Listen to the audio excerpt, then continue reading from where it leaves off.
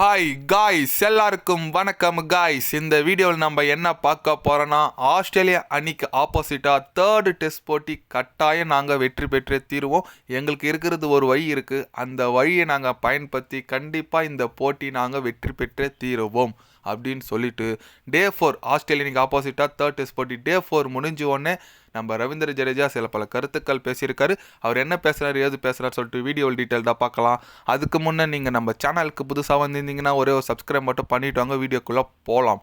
ஆமாங்க, ரவீந்திர ஜடேஜா அவர் என்ன சொன்னாருன்னு கேட்டிங்கன்னா, முதல் 2 டெஸ்ட் போட்டி நான் விளையாடல, எனக்கு அது ரொம்ப பர்சனலாக வருத்தமாக இருக்குது. இருந்தாலும் தேர்டு டெஸ்ட் போட்டியில் எனக்கு வாய்ப்பு கொடுத்தாங்க. என்னால் முடிஞ்ச அளவுக்கு நான் பேட்டிங்லையும் பவுலிங்லையும் என்னோடய பெர்ஃபார்மன்ஸ் நான் காட்டுவேன். இந்திய அணிக்கோசம் நான் கண்டிப்பாக உறுதுணையாக இருப்பேன். அது மட்டும் இல்லாமல் டே 5 எங்களுக்கு இருக்கிறது ஒரே வாய்ப்பு, சீக்கிரமாக ஆஸ்திரேலியா அணியை ஆல் அவுட் பண்ணிட்டு சீக்கிரமாக எவ்வளோ ரன் அடிக்கிறாங்களோ அதை நாங்கள் அதிரடியாக விளையாடி சேஸ் பண்ணால் மட்டும்தான் இந்த போட்டி வெற்றி பெற முடியும். கண்டிப்பாக அதுக்கு நாங்கள் முயற்சிப்போம்.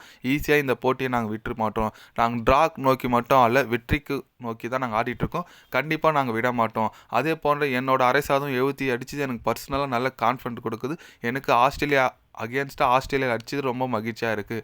கண்டிப்பாக இந்த போட்டியை நாங்கள் அவ்வளோ சீக்கிரம் ஈஸியாக விட்டுற மாட்டோம் அப்படின்னு சொல்லிட்டு நம்ம ரவீந்திர ஜடேஜா ஒரு ஆறுதலாக பேசியிருக்காருன்னே சொல்லலாம். பட் அவர் சொல்கிறது ரியாலிட்டியாக கேட்டால் கொஞ்சம் சந்தேகம் தாங்க. ஏன்னு கேட்டிங்கன்னா, நம்ம ஒரு எப்படி சொல்கிறது, ஃபஸ்ட் செக்ஷன் மேக்ஸிமம் மழையெல்லாம் இப்போ கூட வீடியோ ரெக்கார்ட் பண்ணும்போது மழையால் கொஞ்சம் தாமதம் ஆகிட்டுருக்கு. கண்டிப்பாக திருப்பி ஆஸ்திரேலியா பேட்டிங்க்கு வந்து அதுக்கப்புறம் அவங்க ஆடி இந்தியா சீக்கிரமாக விக்கெட் எடுக்கிறதெல்லாம் கொஞ்சம் ரேர். அப்படியே எடுத்தாலும் சேஸ் பண்ணோமான்னு கேட்டால் நம்ம அணி பேட்ஸ்மேன் மேலே எனக்கு நம்பிக்கை இல்லை. திக்குன்னு பட்டு விக்கெட் விட்டு அதுக்கப்புறம் மேட்ச் கை விட்டு போகிறதுக்கு நிலைமை ஆகிடுமான்னு சொல்லிட்டு ஒரு பக்கம் பயமாகவும் இருக்குது. பட் அதெல்லாம் தேவையில்லை, நம்ம ட்ராவில் முடிச்சிடலாங்க, சமமாக போயிடலாம். அதுதான் இருக்கிறது ஒரே ஒரு வழி. அது மட்டும் இல்லாமல் பேட்டிங் சொல்லி அவனுங்க கேஎல் ராகுல் தனியாலாம் போராடினார், 84 அடித்தார். நம்ம கூட ரவீந்திர ஜடேஜா சூப்பராக போராடினார், அவர் ஒரு 70 அடித்தார். இவங்க 2 பேர் அடித்த 6 சதம் மேலே தான் இந்திய அணி அந்த ஃபாலோ ஒன் தவிர்த்து, அது மட்டும் இல்லாமல் ஒரு எப்படி சொல்கிறது, ட்ராவுக்கான ஒரு சுச்சுவேஷன் எடுத்துகிட்டு வந்தது இவங்க ரெண்டு பேரோட பேட்டிங். அதுக்கப்புறம் கடைசியாக 9th விக்கெட் வந்து ஆடினாங்க பாருங்கள் நம்ம ஆகாஷ் தீபம் பும்ராவும். சரியான பார்ட்னர்ஷிப். அவங்க ஒரு 45-46 ரன் போட்டாங்க.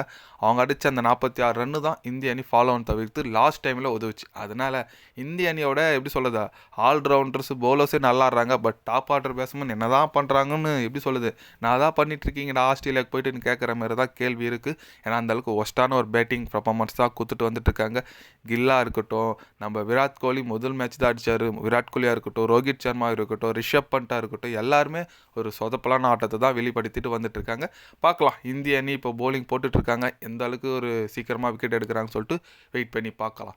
நீங்கள் சொல்லுங்கள், தேர்டு டெஸ்ட் போட்டி ட்ராவில் முடிக்கிறது நல்லதா, இல்லை இந்திய அணி வின்னிங்க்கு ட்ரை பண்ணுறது நல்லதா? உங்களோட கருத்து என்னன்னு சொல்லிட்டு கமெண்டில் சொல்லுங்கள். இது போன்ற ஸ்போர்ட்ஸ் யூஸாக தெரிஞ்சுக்கணுன்னா சேனலை சப்ஸ்கிரைபர் லைக் ஒன்று பண்ணிக்கோங்க.